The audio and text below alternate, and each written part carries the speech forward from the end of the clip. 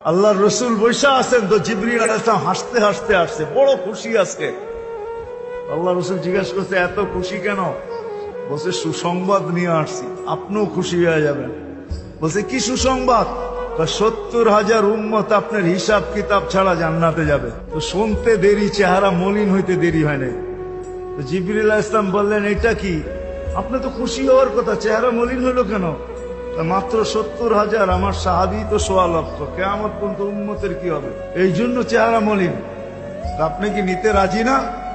নিতে রাজি না এই কথা বলতেছি না, কিন্তু ভাবতে হবে এটা বলতে পারি।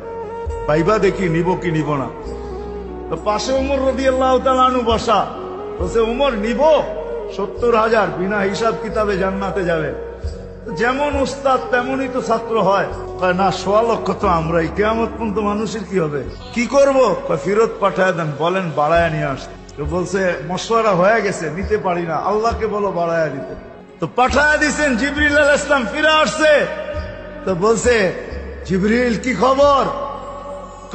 আল্লাহ বলতেছেন বাড়ানো যাবে না, আপনাকেও নারাজ করা যাবে না। আল্লাহ পদ্ধতি দিয়া দিছেন, বন্ধু বাড়ানো যাবে না, কিন্তু আপনাকেও নারাজ করা যাবে না। পদ্ধতি 70,000-এর প্রত্যেক ব্যক্তি 70,000 হাতে ধরে জান্নাতে নিয়ে যাবে।